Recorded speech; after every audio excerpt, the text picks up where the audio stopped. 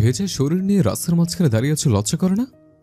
সামনে দাঁড়ানো একজন সুগঠিত মানুষ রাগান্বিত কণ্ঠে বলল। কথাটা শুনে বর্ষার মেজাজ খুব গরম হয়ে গেল। সামনে দাঁড়িয়ে থাকা লোকটির দিকে তাকিয়ে সে ভ্রুকুটি করে। রাগে তার ঠোঁট কামড়ে ধরল। কঠিন গলায় লোকটি আবার একই প্রশ্ন করল। চুপ করে আছো কেন? এই বৃষ্টি ভেজা সন্ধ্যা রাস্তার মাঝখানে দাঁড়িয়ে কি করছো? মাথার উপর বৃষ্টি, অন্ধকারে এই মানুষটির জিজ্ঞাসাবাদ। বর্ষা লোকটার দিকে তাকালো। অন্ধকারের কারণে তার মুখ দেখা যাচ্ছে না। বোঝা যাচ্ছে সে বেশ লম্বা, পরিবারের সবচেয়ে ছোট মেয়ে। কেউ তার সাথে উচ্চস্বরে কথা বলে না, অথচ কতটা বেপরোয়াভাবে এই লোকটা ধমকাচ্ছেন। সন্ধ্যা 7টা বাজে। তারা কোচিং সেন্টার থেকে বাসায় যাচ্ছিল। হঠাৎ বৃষ্টি শুরু হলো। ঠান্ডা বাতাসে শরীর কাঁপছে। রাস্তায় দোকানপাট বন্ধ। ঝড় আসবে টের পেয়ে দোকানিরা ছাপ বন্ধ করে চলে গেছে। মাহিরা, অহিতা আর নিতু একটা দোকানের সামনে ফাঁকা জায়গায় দাঁড়িয়ে আছে। এই জায়গা থেকে 2 মিনিট হাঁটলেই একটি বাগান। রাস্তা দিয়ে যাওয়ার সময় মাঝে মাঝে ডাকাতরা ধরে বাগানে নিয়ে যায়, এমনটাই শোনা গেছে এলাকায়। বর্ষা বৃষ্টি পছন্দ করে। বৃষ্টি হলে সে ভেজে। কাঁচা রাস্তাগুলো বৃষ্টির পানিতে প্লাবিত। গর্তে পানি জমে রাস্তাগুলো কাদামাটিতে পরিণত হয়েছে। আকাশে বজ্রপাত নেই, বৃষ্টি পড়ছে। হঠাৎ তার পেছনে একটি গাড়ি এসে থামলো, আর একজন অপরিচিত ব্যক্তি ছাতা নিয়ে গাড়ি থেকে নেমে গেল। লোকটির মনে হয় ভদ্রতার ন্যূনতম বোধের অভাব রয়েছে। বৃষ্টিতে ছুটে আসে মাহিরা। লোকটির উদ্দেশ্যে বলল, কেউ এভাবে গাড়ি চালায়? আরেকটু হলেই দুর্ঘটনা হয়ে যেত। লোকটি তার আঙুলে তুড়ি বাজিয়ে বলল, হ্যালো, আমি গাড়িটা তোমার বন্ধুদের সামনে আনি নাই। তোমার বন্ধু আমার গাড়ির সামনে এসেছিল নিজে মরতে ছিল, অন্যের গাড়ির নিচে যাক। লোকটির কথা বর্ষার কাছে খুবই অপমানজনক মনে হয়। সে ভ্রুকুটি করে মাহিরার কাছে কিছু বলল। ফিসফিস করে জবাব দিল মাহিরা। বড় অসভ্য, লোকটাকে শিক্ষা দেওয়া উচিত। অন্ধকারে লোকটার মুখ দেখতে না পেলেও বর্ষা তার উচ্চতা আন্দাজ করল। হঠাৎ রাস্তার ধারে বসে একগুচ্ছ ভেজা মাটি হাতে তুলে নিল সে। ছুঁড়ে দিল লোকটার বুকে। আগন্তুক আঁতকে উঠল, চিৎকার করে বলল, হোয়াট? তুমি এটা কি করেছো? বর্ষা তার বন্ধুদের সাথে দৌড়াতে থাকে। 4 নারীদ্বয় অন্ধকারে অদৃশ্য হয়ে গেল। শুভ্র গাড়ির ভেতর থেকে বলল, এই অব্র, চলে আয়। আর কতক্ষণ দাঁড়াবি? অব্র তার চোয়াল চেপে ধরল। গাড়িতে বসে বলল, এই কাদা শরীর নিয়ে বাড়ি যাবো না। এত বছর পর দেশে এসে এই কাদা মাখা অবস্থা দেখে বাড়ির লোকজন অনেক প্রশ্ন করবে। আমি এর চেয়ে ভালো কাল যাব। তাহলে এখন কোথায় যাবে?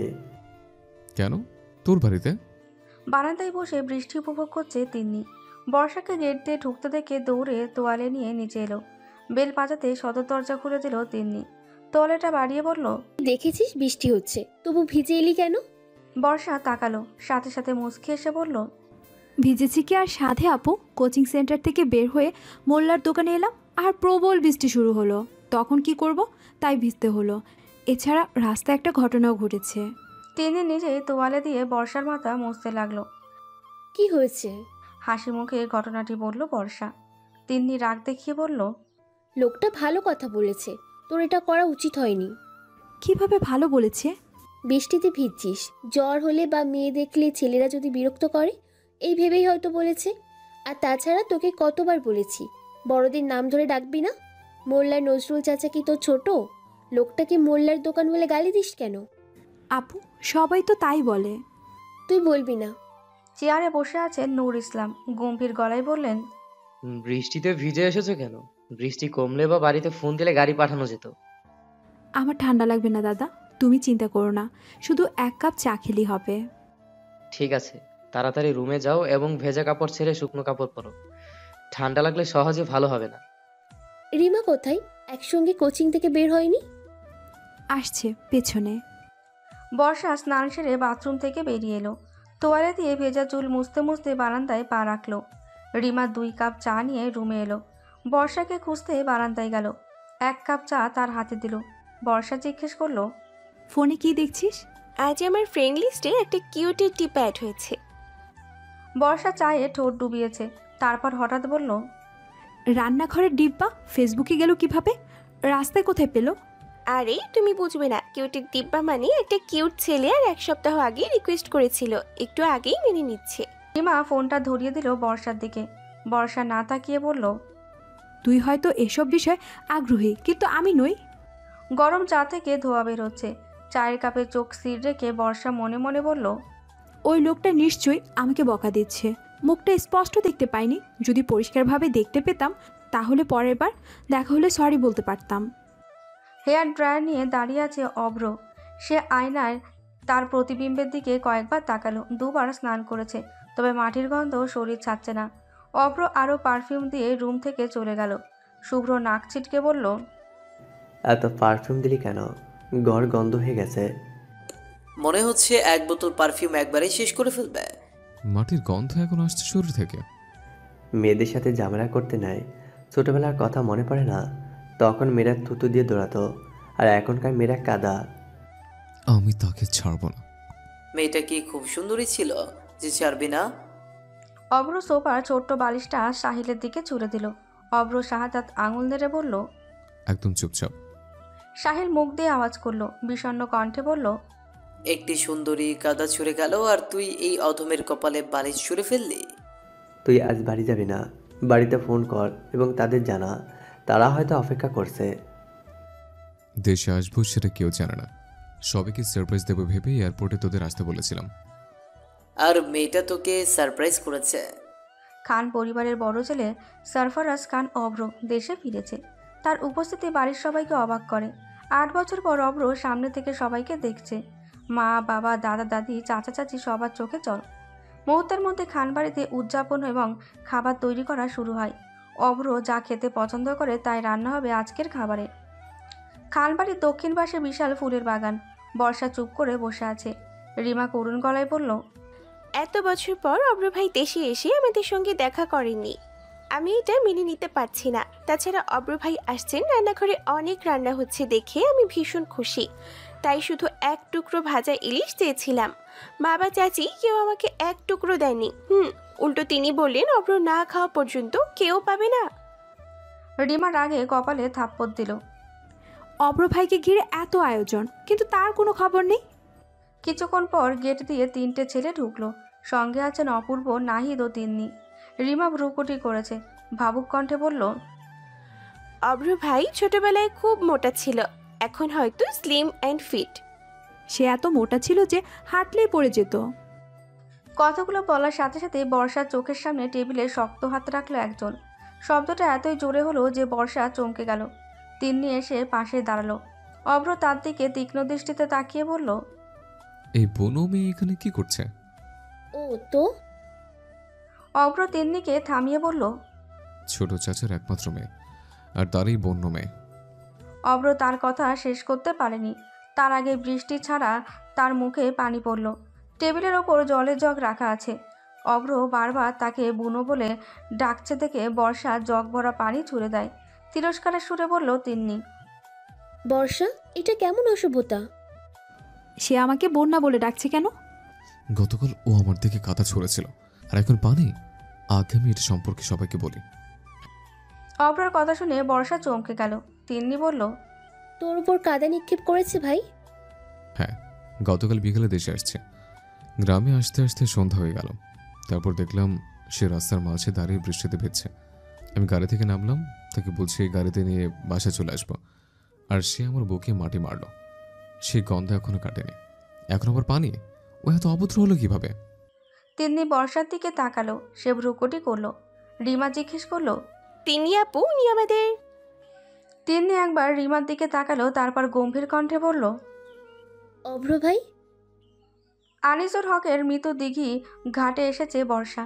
বাড়িতে যেতে ইতস্তত করছে।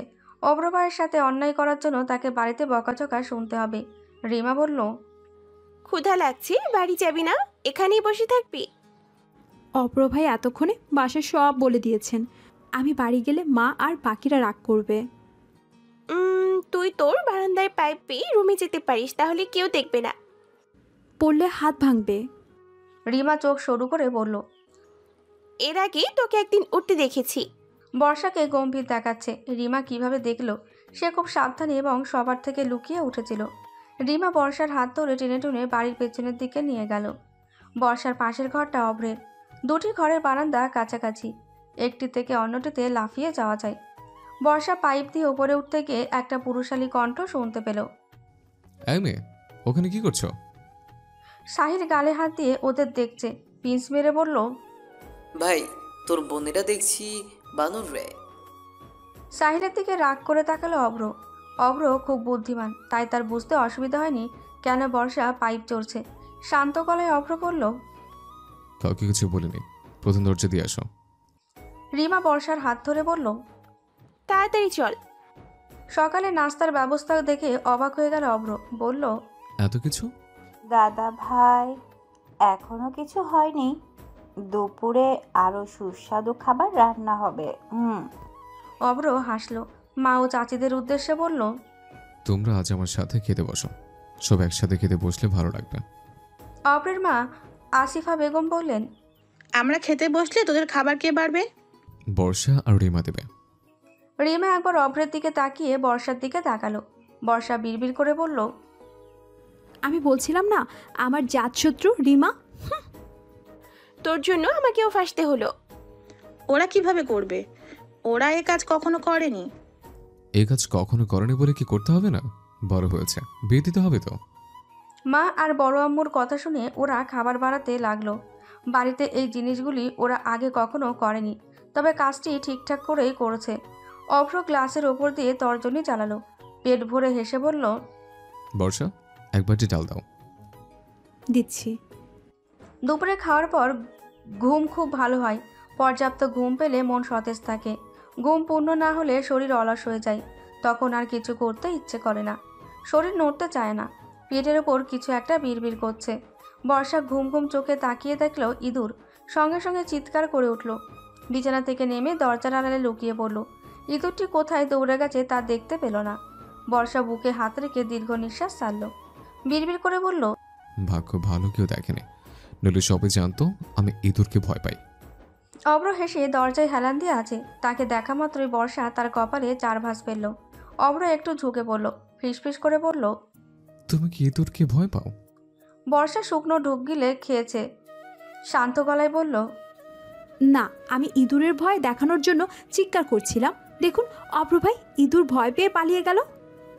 অভ্র বাঁকা করে হাসল, তারপর সিঁড়ির দিকে এগিয়ে গেল। অভ্র সিঁড়ি দিয়ে নামছে, পিছু পিছু বর্ষা এলো। চিন্তিত কণ্ঠে চিৎকার করে বলল, অভ্র ভাই, অভ্র ভাই। বর্ষা এসে মুখোমুখি দাঁড়ালো। তার চোখের দিকে তাকিয়ে জিজ্ঞেস করলো, আমাকে আগে থেকে চিনতেন? অভ্র তার মেরুদণ্ড শক্ত করে বলল, হ্যাঁ, তিনি প্রায় সবার ছবি তুলে দিত। অভ্র দুটো সিঁড়ি ভেঙে নিচে নেমে গেল। বর্ষা বলল, আমি আপনাকে চিনতে পারিনি অভ্র ভাই। আর আপনি পরিচয় দেননি কেন? শুধু ধমক দিচ্ছিলেন। অভ্র ঘুরে তাকালো, নরম গলায় বলল, তোমার আমাকে দেখা বা চেনার দরকার পড়েনি, আমার দরকার পড়েছিল, তাই তিনের কাছে সবার ছবি চেয়েছিলাম। আমার ছোট ভাই বোনটা কত বড় হয়েছে তা দেখার প্রবল ইচ্ছা ছিল, কিন্তু তোমাদের তা ছিল না। আর আমি তোমার বড় ভাই, তোমাকে শাসন করার অধিকার আছে। তাছাড়া আমি আমার পরিচয় দেওয়ার সময় দিইনি। গাড়ির হেডলাইটে তোমার মুখ যখন দেখি ততক্ষণ তুমি কাঁথা ছুঁড়ে পালিয়ে গেছো। বর্ষা ঠোঁট উল্টিয়ে ফ্যালফ্যাল করে তাকিয়ে রইল। অপূর্ব আর তিন্নি ড্রয়িং রুমে বসে কোথাও যাওয়ার প্ল্যান করছে। অভ্র গিয়ে তাদের পাশে বসলো। নাহিদ ভ্রুকুচকে বলল, গত 8 বছরে দেশে এবং গ্রামে অনেক পরিবর্তন হয়েছে। তুই যদি গ্রামটি ঘুরে দেখতে চাস তবে আমরা বাইরে যাওয়ার প্ল্যান চালিয়ে যাব। কোথায় যাবে? কোনো নির্দিষ্ট জায়গা নেই, আমি যতদূর যেতে পারি গাড়ি নিয়ে যাবে। অভ্র কপালে শাহাদাত আঙুল রেখে জিজ্ঞেস করলো, কোনো বিশেষ জায়গা নেই? অনেক জায়গা আছে, একটা জায়গার নাম বললে সেটাই আর যাওয়া হবে না, তাই উদ্দেশ্যহীনভাবে বের হব। অভ্র রাজি হলো। বাড়িতে বসে থাকতে তারও একটু বিরক্ত লাগছে। সবাই একসাথে বাইরে যেতে ভালো লাগবে। তিন্নি বলল, বর্ষা, তুই আর রিমা সময় মতো রেডি হয়ে যাবি, যদি দেরি হয় তোদের রেখে আমরা চলে যাব। অভ্র বর্ষার দিকে তাকিয়ে জিজ্ঞেস করলো, আমরা কি শিশু পার্কে যাচ্ছে? অপূর্ব ভ্রু তুলল, বলল, না। কেন? অভ্র সোফায় হেলান দিয়ে বলল, তাহলে ওদের বলছিস কেন? তারা তো শিশু। কোন দিক থেকে আমাকে শিশু মনে হয়? সব দিক থেকে। বর্ষা, ওকে পাত্তা দিস না, অভ্র মজা নিচ্ছে। তুই 3টার আগে রেডি হয়ে যাবি।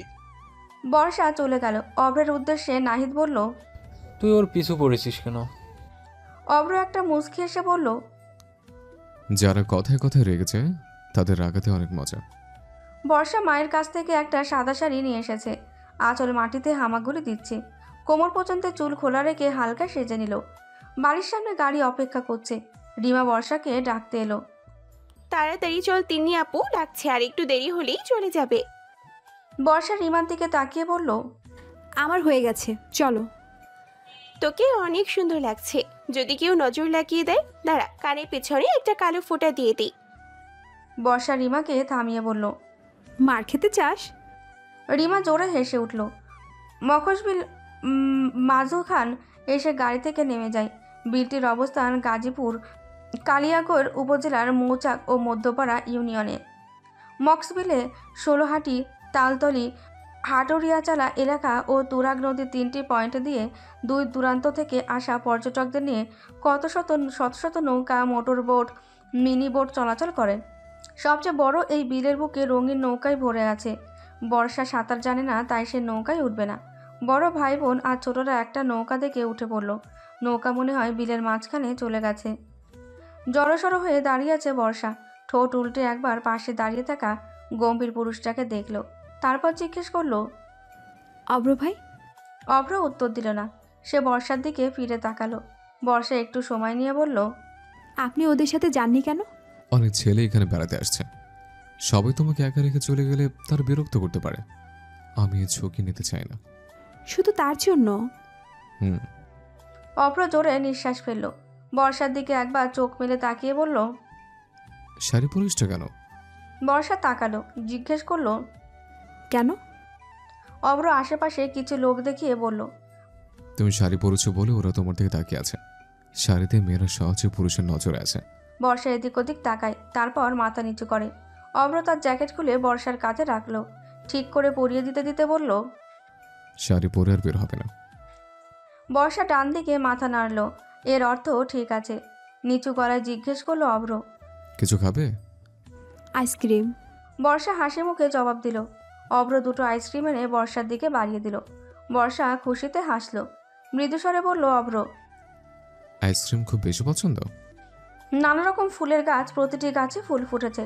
সকালে এবং সন্ধ্যায় গাছগুলিতে নিয়মিত জল দেওয়া হয়। বর্ষা ঝাঁঝরি নিয়ে গাছে পানি দিতে লাগলো। অভ্র এসে পাশে দাঁড়ালো, তারপর জিজ্ঞেস করলো, ফুলের বাগান কে করেছে? আমি।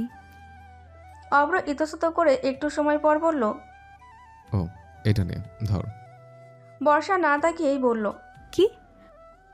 আইসক্রিম সবার জন্য আনা হয়েছে, আর এটা তোর। বর্ষার হাত ভিজে গেছে। সে বলল, আমার হাতে কাদা লেগে আছে। আমি ফ্রিজে রাখছি, মনে করে খাবি। আচ্ছা। বর্ষা হাত মুখ ধুয়ে রুমে এলো। বিছানায় আরাম করে বসে ফোন কল করছে। হঠাৎ আইসক্রিমের কথা ভেবে সে নিচে নেমে ফ্রিজের দিকে এগিয়ে এলো। ফ্রিজে আইসক্রিম নেই। বর্ষা ভালো করে খুঁজেও পেল না। তখন দেখলো তার বড় বোন মুন্নি আইসক্রিম খেতে খেতে এগিয়ে আসছে। বর্ষা তাকে ডেকে বলল, এই আপু, আইসক্রিম কোথায় পেয়েছো? এটা ফ্রিজে ছিল। বর্ষা আসিফা বেগমের উদ্দেশ্যে বলল, ও বড় মা, তোমার মেয়ে আমার আইসক্রিম খাচ্ছে। এটা কি তোর ছিল? আমি জানতাম না। এখন কাঁদিস না, আমি তোকে আরেকটা এনে দেব। এখানে কি হচ্ছে? আর তোর পড়ালেখা নেই? মুন্নি আপু আমার আইসক্রিম খাচ্ছে, সে আমারটা খাবে কেন? ভুল করে খেয়ে ফেলেছে। তুই এখন পড়তে যা, আমি অপূর্বকে দিয়ে তোর জন্য দুটো আইসক্রিম আনিয়ে রাখবো। একটাও লাগবে না। বর্ষা চলে গেছে। তিন্নি মুন্নির উদ্দেশ্যে বলল, তুই কি ছোট? ওর আইসক্রিম খেতে হবে কেন? আমি জানতাম না যে আইসক্রিম বর্ষার, ভেবেছিলাম একটা বেশি হয়েছে বলে ফ্রিজে রেখেছে। রাত 8টা। বাড়ির সবাই খাবার টেবিলে বসে অপেক্ষা করছে। অভ্র এখনও নামছে না।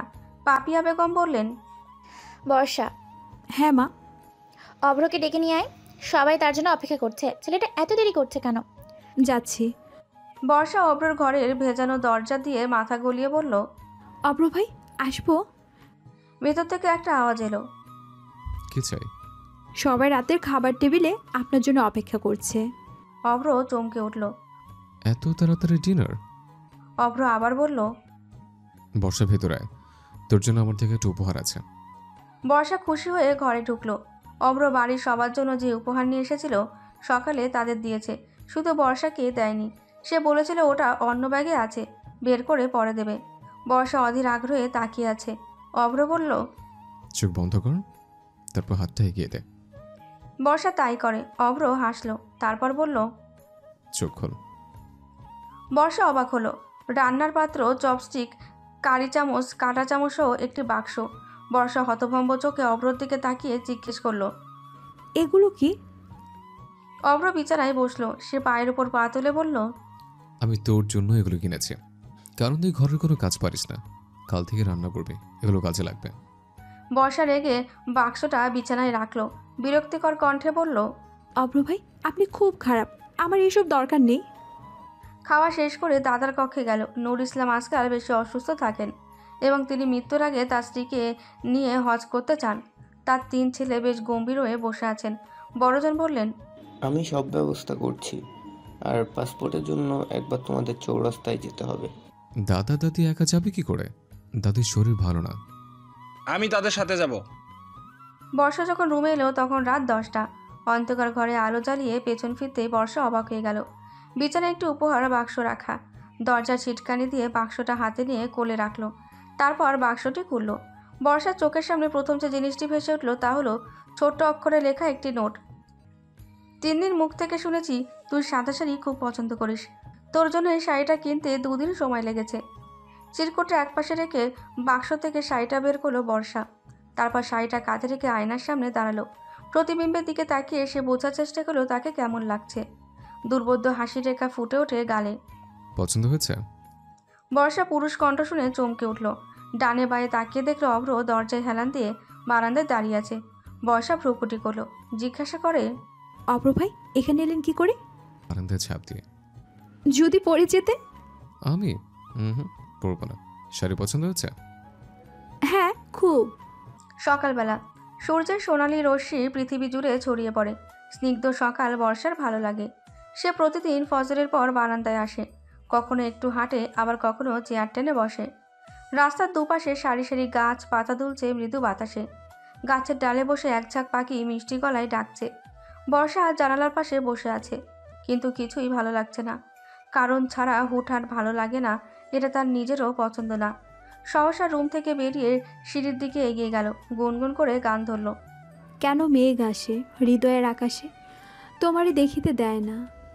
অভ্র তাকে পাশ কাটিয়ে সিঁড়ি দিয়ে নামতে লাগলো। সহসা বিড়বিড় করে বলল, ফাটা পাশ। বর্ষা অভ্রর পিছু নিল। অভ্র কিছুক্ষণ পর বুঝতে পারে, হঠাৎ পেছন ফিরে দেখলো বর্ষা অন্যদিকে ঘুরে দাঁড়িয়ে আছে। অভ্র হাঁটতে লাগলো। বর্ষা তার পেছনে দৌড়ে গেল। আওয়াজ তুলে বলল, অভ্র ভাই।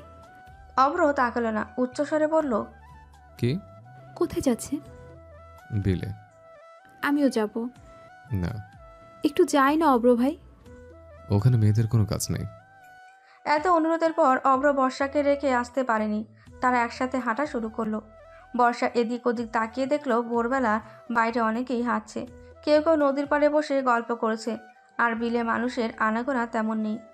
বর্ষা হঠাৎ বলে উঠল, অভ্র ভাই, একদিন কি হয়েছিল জানেন? অভ্র মন্ত্রমুগ্ধ চোখে তাকালো, জিজ্ঞাসা করলো, কি হয়েছে? বর্ষা জোরে নিঃশ্বাস ফেলল, খুশিতে বলল, 1 মাস আগে একদিন আইসক্রিম কিনতে দোকানে গিয়েছিলাম। তখন একজন লোক এসে দোকানদারের কাছে পাইলট চাইলো। আমি খুব অবাক, পাইলট বিমান থেকে দোকানে আসবে কি করে? আমি শুধু তাকিয়েছিলাম, আর দোকানদার বলল হ্যাঁ আছে। তারপর একটা সিগারেট বের করলো। সিগারেটের প্যাকেটে বড় অক্ষরে লেখা ছিল পাইলট। কথা শেষ করে বর্ষা জোরে জোরে হাসতে লাগলো। অভ্র হঠাৎ বর্ষার কপালে টোকা দিয়ে বলল, আইসক্রিম কিনতে গিয়েছিলে নাকি সিগারেট নিয়ে গবেষণা করতে? আইসক্রিম কিনতে। আমি একটা প্রশ্ন করতে পারি? অভ্র প্রকৃতির শান্ত পরিবেশের দিকে তাকিয়ে বলল, কর। বর্ষা অভ্রের মুখের দিকে তাকিয়ে বলল, অভ্র ভাই, আপনি সিগারেট খান না? না। কেন? আমি সিগারেটের বাজে গন্ধ পছন্দ করি না। সপ্তাহ 2 পরে একটা অজানা চিঠি এলো। কে পাঠিয়েছে নাম লেখা নেই। যার জন্য চিঠি, খামে তার নাম লেখা আছে। বর্ষা খামটা নিয়ে নিজের ঘরে চলে গেল। দরজা বন্ধ করে কাগজটা খুলল। ছোট অক্ষরে লেখা। ঠোঁটের কোণে খুশির হাসি ফুটে ওঠে। সূর্যের প্রবল রশ্মি মুখ থুবড়ে পড়ে। সূর্যের আলো আজ মিষ্টি লাগে। আমার অস্থির মন শান্ত হয় তোমার দেখে। 4 লাইনে ছোট্ট লেখাটি বর্ষার মনে দাগ ফেলেছে। একবার, দুবার করে কয়েকবার এটি পড়ল। এইটুকু লেখায় সে কি এমন মাধুর্য খুঁজে পেল? বর্ষা হাত থেকে সাদা কাগজ রাখতে চায় না। কাগজটা নামিয়ে রাখার কথা ভাবতেই সে লেখাটা আরও দুবার পড়ল। হঠাৎ অভ্রর নামটা মাথায় এলো। এর কারণ জানা নেই। বর্ষার হাতের এই চিঠির লেখাটিকে অভ্র শাড়ির সাথে রেখে যাওয়া নোটের সাথে মিলিয়ে নিল। কোনো মিল নেই। সে হতাশ হলো। কাগজ দুটো বইয়ের মধ্যে রেখে দিয়ে বাইরে গেল। খানবাড়ির বাগানে একটা বড় ফুলের গাছ আছে। গাছে ফুল ফুটে আছে, চারিদিক ঘ্রাণে ভরে উঠেছে। গাছ থেকে ফুলগুলো ঝরে আলতোভাবে তার গায়ে পড়ছে।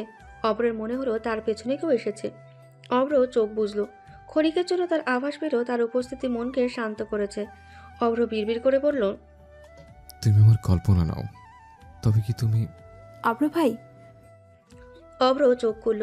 সে সোজা হয়ে দাঁড়ালো। দৃঢ় ও গম্ভীর গলায় বলল, হঠাৎ এখানে? ফুল নিতে এসেছি, বকুল ফুল। অভ্র তাকালো। জিজ্ঞাসা করে, ফুল কেন? আমি মালা বানাবো।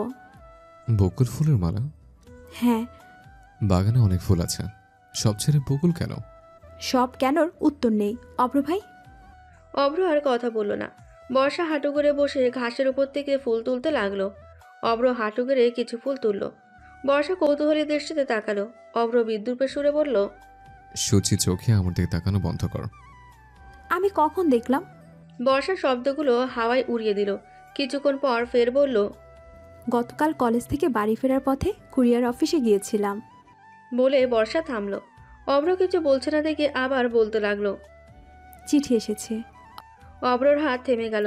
শান্ত লোকটি কড়া গলায় বলল, এই বয়সে প্রেমের প্রস্তাব এবং চিঠি আসবে, সেসব নিজের উপর প্রভাবিত হতে দিবি না। আর খানবারে মেয়েকে চিঠি পাঠানোর সাহস কোন ছেলের আছে, খুঁজতে হবে। বর্ষা ফু দিয়ে নিঃশ্বাস ফেল। অভ্র কোনোভাবে চিঠিদাতা নয়। অভ্র যদি জানতে পারে যে বর্ষা তাকে দিনে এসব ভাবছে, সে নিশ্চয়ই ওকে চড় মারবে। মুহূর্তে এই কথাটা মাথা থেকে ঝেড়ে ফেলল বর্ষার। বকুল ফুলের মালা গাঁথা শেষ। হাতে পরার জন্য খুব বড় নয়, ছোট করে বানানো হয়েছে। বর্ষা মালা নিয়ে অভ্রের ঘরে এলো। অভ্র গতকাল বলেছিল যে সে বকুল ফুল পছন্দ করে, তাই সকালে তাজা ফুল দিয়ে মালা তৈরি করে বর্ষা। অভ্র রুমে নেই। বর্ষা একটা ভারী নিঃশ্বাস ফেলে দরজার দিকে পা বাড়ালো। বালিশের নিচে অর্ধেক কাগজ দেখতে পেল। বালিশটা তুলে কাগজটা বের করে 2 ভাঁজ করা কাগজে লেখা একটা চিরকুট দেখলো। বিড়বিড় করে পড়ল, পরিয়াছ সাদা শাড়ি, আমি মুগ্ধ হইয়াছি। সাদা শাড়িতে মুগ্ধতা ছড়িয়েছ তুমি, আমি আবার প্রেমে পড়িয়াছি। সাদা শাড়িতে তোমারে দেখিয়া হয়তো নেশা মরিয়া হইয়া উঠলাম। বর্ষা চোখ বুঝলো। আনন্দের হাসি হেসে কাগজটা কপালে ঠেকিয়ে রাখলো। সকালে যে চিঠিটা পড়েছিল তার হাতের লেখাও একই। বর্ষা আস্তে করে বলল, অভ্র ভাই, আপনার লুকোচুরি আমি ধরতে পেরেছি। বর্ষা দিঘির পানিতে পা ভিজিয়েছে। মনটা খুব উদাস। তার চোখে মুখে বিষণ্ণতার ছাপ এবং হাতে একটা কাগজ। তাতে লেখা আছে নানা কথা। সেই লেখাগুলো পড়লে হৃদয়টা কেঁপে ওঠে। মানুষটার কাছে ছুটে গিয়ে জিজ্ঞেস করতে ইচ্ছে করে, কিভাবে কেউ এত ভালোবাসতে পারে। প্রশ্ন হলো, এই ভালোবাসার শুরু কিভাবে? দীর্ঘ 15 দিন চোখের সামনে মানুষটিকে দেখেও তার মন বুঝতে পারেনি বর্ষা। অসহায় দৃষ্টিতে তাকিয়ে রইল গভীর জলের দিকে। হালকা হাওয়ায় ভেসে যাচ্ছে পদ্মফুল। বর্ষা অন্যমনস্ক। হঠাৎ বিড়বিড় করে বলল, ভালোবাসি শব্দটা বলেনি সে কখনো, তার অনুভূতি প্রকাশ করেনি। আমি কখনো বুঝিনি, আমি কখনো তার হৃদয়ের আড়ালে লুকিয়ে থাকা ভালোবাসা খোঁজ করিনি। আমি কি এত বোকা! একটা ছেলে চোখের ভাষা দেখতে পাইনি, সে আমাকে নিঃস্বার্থ ভালোবাসে। তুই এখানে কি করছিস? কারো কণ্ঠ শোনা গেল। কণ্ঠস্বরের মালিককে চিনতে দ্বিধা হয় না বর্ষার। দিঘির পানির দিকে দৃষ্টি স্থির করে বলল, ভাবছি। অহিতা তার পাশে বসলো। বর্ষার মুখের দিকে তাকিয়ে জিজ্ঞেস করলো, কি ভাবিস? ক্ষীণ কণ্ঠে বলল, কিছু না। অহিতা একটা দীর্ঘ নিঃশ্বাস পেল। তারপর মৃদু স্বরে বলল, বল, আমি কাউকেই বলবো না। বর্ষা তাকালো। কিছুক্ষণ পর বলল, আজ এই প্রথম কারোর জন্য ফুলের মালা বানালাম। আমি যখন তাকে দিতে গেলাম দেখলাম সে সেখানে নেই। আমি তাকে সব জায়গায় খুঁজেও পেলাম না। মনে হয় সে হঠাৎ হারিয়ে গেছে। তারপরে তার লেখা 2টি চিরকুট পেলাম। কে সে? অভ্র ভাই? বর্ষা ফ্যালফ্যাল করে তাকালো। কড়া গলায় জিজ্ঞেস করলো, কি করে বুঝলি? অহিতা দ্রুত উত্তর, আজকাল তোকে ওর সঙ্গে বেশি দেখা যাচ্ছে। বর্ষা জোরে নিঃশ্বাস পেল। কাগজটা অহিতার হাতে দিল। অহিতা গলা পরিষ্কার করে পড়তে শুরু করলো, হুট করেই চলে যাও কাছে থেকেই অনেক দূরে। তুমি কল্পনায় বিলাসী, স্বপ্ন ভেঙে দূরে বসে হাসো। মনের আঙ্গিনায় তুমি উৎকণ্ঠা, বিবর্ণতা দিয়ে আমার ভূমি সাজিয়ে হঠাৎ উর্মির হৃদয় বুক ফুলিয়ে স্বামীর কাছে ফিরে এসো। বর্ষা কি বোঝো, তার বিরহে আমার চোখে বন্যা, বুকের রক্তে বর্ষা খুঁজতে খুঁজি, অস্পর্শ প্রেমে ডুবে হারিয়ে যাওয়া, মুগ্ধতার টানে কারো নাগালে থাকাই অস্তিত্ব। কে এসে কি একটু বর্ষা ভাসছে নীলে, বৃষ্টির কথা শোনো, তীরে ভেসে থাকা বৃষ্টির হৃদয় কি চায়, অশান্তিতে সময় কাটছে তোমায় ছাড়া, তোমার সাদা শাড়ির আঁচল মিলে আজ বর্ষা আসো না, শেষ ট্রাম গেলেই বর্ষা হয়ে যায় শেষ বর্ষা, তোমার জন্য চঞ্চল মন পাগল, এক নিপুণ স্পর্শে তুমি ভেঙেছ মনের তোয়াল। বর্ষা, তুমি দূরের তীরে বসে হাসছো, তোমার কথা ভেবে আমি খাতায় পড়ে ফেলি অবুঝ সব লেখায়, দুঃসময়ে শুধু কষ্টই পেতে শেখায়। বর্ষা, তোমার হাত ধরে হাঁটতে চায়, নরম হাতের কমল ছোঁয়া আপনাকে অস্থির করে তুলবে, বুকের মধ্যে অবিরত চোখের পাতা ছুঁয়ে গেলে আলিঙ্গনে নিজেকে হারিয়ে আবার সুখী হতে চায়। বর্ষায় বৃষ্টি হোক, সব অঙ্গে শীতল ছোঁয়া যাক, তোমার মাঝেই আমি আমার মন হারাই। অয়িতা হাঁপাচ্ছে, জোরে নিঃশ্বাস ফেলে বলল, তোর অব্র ভাই তো খুব ভালো লিখেছেন। বর্ষা মাথা নিচু করলো, নিচু গলায় বলল, তার মানে আমি কি করে যাব? অয়িতা ওর কাঁধে হাত রাখলো, নিচু গলায় বলল, অব্র ভাই এখনো কিছু বলেইনি, সেজন্য তুই এমন আচরণ করবি যেন তুই কিছুই জানিস না। তুই অপেক্ষা কর, সে অবশ্যই ভালোবাসার কথা বলবে। অয়িতা থামলো, সে ভ্রুকুচকে আবার বলল, তুই কিভাবে বুঝলি এটা তোর জন্য লেখা হয়েছে? তোকে উৎসর্গ করে লেখা নেই। বর্ষা চোখ বড় বড় করে তাকালো, কর্কশ গলায় বলল, এখানে অনেক বর্ষা লেখা আছে, এতক্ষণ পড়ছিস কি গাধি? এটা ছাড়া হয়তো পরে বলবে আমি ছড়ার জন্য নামটা একসাথে রেখেছি। বর্ষা জোরে নিঃশ্বাস ফেলল। আগে পেয়েছি কিন্তু বুঝতে পারিনি। দিঘির ঘাট থেকে উঠে অচেনা অজানা রাস্তা ধরে হাঁটছে বর্ষা, ব্যস্ত সময় পার করছে শহর। রাস্তায় 2 বা 3টে রিক্সা ও অটো চলছে, মস্তিষ্ক শূন্য লাগছে। রাস্তার দুই পাশে বড় বড় নারকেল গাছ, এক পাশে ধান ক্ষেত, রাস্তার পাশে 2টি কুকুর ঘেউ ঘেউ করছে। বর্ষা হতাশা কাটাতে সে ধান ক্ষেতের আল ধরে হাঁটা শুরু করে। সে জানে না কোথায় যাচ্ছে। সম্বিত ফেললে চারিদিক অন্ধকার, কানের কাছে মশা গুঞ্জন আর পাড়া থেকে শিয়ালের ডাক ভেসে আসছে। বর্ষা শুকনো ঢোক গেলে পথ খোঁজার চেষ্টা করলো, কিছুই লক্ষ্য করা যাচ্ছে না। বর্ষা মনে করতে লাগলো কিভাবে সে এখানে এসেছে। চোখের পলকে ধানক্ষেত থেকে বেরিয়ে রাস্তায় চলে গেল। জ্যোৎস্নার আবসা আলোয় চারপাশ আলোকিত। সে দূর থেকে কিছু শিয়াল দেখতে পেয়ে সাথে সাথে একটা গাছের আড়ে লুকিয়ে গেল। বর্ষা সব মনে করতে লাগলো। মনটা ভালো না থাকায় সে ভিন্ন গ্রামের পথে হাঁটছিল। ধানক্ষেতের গলি ধরে হেঁটে ঢুকে যায়। সে ঘাসের ওপর শুয়ে পড়ে আর ঘুমিয়ে যায়, কারণ মাঠে ঠান্ডা বাতাস বইছিল। ঘুম ভাঙলো মশার কামড়ে। এখন অন্ধকারে বাড়ি ফেরার পথ খুঁজে পাবে কি করে? ফোন কই, কোথাও পড়ে যায়নি তো? ধানক্ষেতের ভেতর থেকে ইঁদুরের আওয়াজ আসছে। পানির পিপাসায় গলা শুকিয়ে গেছে। শিয়াল চলে গেছে ধানক্ষেতে। বর্ষা রাস্তায় সে সোজা হাঁটতে থাকে। কিছুতে যাওয়ার পর সে দেখতে পেল কিছু লোক বৃত্তাকারে বসে আছে। বর্ষা ওদের দিকে এগিয়ে গেল, করুণ কণ্ঠে বলল, ওখান থেকে একটু পানি দিবেন চাচা, আমার খুব পিপাসা লাগছে। বর্ষার মাথা থেকে পা পর্যন্ত তাকিয়ে একটা হাসি দিয়ে বললেন, পানি খাবে খুকি? এই নাও, সব খাও। বর্ষা বোতলে একটা চুমুক দিয়ে বলল, খারাপ গন্ধ। আমাদের কলের জলে প্রচুর আয়রন, তাই অনেক পানিতে গন্ধ করে। তৃষ্ণা মেটাতে এসে প্রায় সবটা শেষ করে দেয়। চারিদিক হঠাৎ ঘুরতে লাগলো, মাথাটা ঝিমঝিম করছে। মাথায় হাত দিয়ে মাটিতে বসে পড়ল। দ্বিতীয়জন বললেন, আর একটু অপেক্ষা কর। রাস্তার পাশে একটা বন্ধ দোকান, লাইটের আলোয় কয়েকজন পুরুষের মাঝে একজন নারীর শরীর দেখে চমকে ওঠে অভ্র। সে বাইক থেকে নেমে দৌড় দিল। অভ্র বর্ষার গালে হাত রেখে বলল, এই বর্ষায় তোর কি হয়েছে? অভ্র ভাই, আপনি আসছেন? বর্ষা অজ্ঞান হয়ে গেল। পাশে বসা লোকদের জিজ্ঞাসা করলো অভ্র, আপনারা তাকে কি পান করিয়েছেন? জল চাইছিলে, আমাদের তৃষ্ণা মেটানো যা ছিল তাই দিয়েছি। অভ্র রেগে গিয়ে একজনকে ঘুষি মারল। তাদের একজন সেই জায়গা থেকে গ্রামের দিকে ছুটে গেল। অন্য দুজন মদ খেয়ে নেশায় বুঁদ হয়ে আছে, শরীরে কোনো শক্তি নেই। তাদেরকে মারধর করে রাস্তায় ফেলে রাখা হয়। অভ্র চেঁচিয়ে বলল, বৃষ্টি ওঠ, চল বাসায় যাই। ঘুমন্ত গলায় বলল বর্ষা, বাড়ি যাব না অব্র ভাই, আমি তোমার সাথে থাকবো। তোকে 2 ঘন্টা ধরে খুঁজছে, বাড়ির সবাই তোকে নিয়ে টেনশন করছে। বর্ষা ঝিমোচ্ছে। অব্র প্যান্টের পকেট থেকে ফোন বের করলো। বর্ষার ফোনের লোকেশন এখনও কাছেই দেখাচ্ছে। বাড়িতে কল দিল। পাপিয়া বেগম ফোন রিসিভ করেন। অব্র তাদের জানায় যে সে বর্ষাকে খুঁজে পেয়েছে। এরপর নেটওয়ার্কের জন্য কল কেটে যায়। অব্র বর্ষাকে পাজা কোলে নিয়ে বাইকের দিকে হেঁটে যাওয়ার সময় লোকজন তাকে ঘিরে দাঁড়ায়। তৃতীয় ব্যক্তি ইতিমধ্যে মাতব্বর ও গ্রামের কয়েকজনকে মিথ্যা বলে তার সঙ্গে নিয়ে এসেছে। মাতব্বর তাদের কথা না শুনে গ্রামে নিয়ে আসেন। অব্রকে চেয়ারে বেঁধে বর্ষাকে মাটির ঘরে বন্দি করে রাখা হলো। মাতব্বর ফজল মিয়া প্রচণ্ড ক্রুদ্ধ। তার গ্রামে এমন খারাপ কাজ সে মেনে নিতে পারে না। অবৈধ সম্পর্ক করা যুবক যুবতীকে লোকজন ধরেছে বলে তাদের আহত করেছে।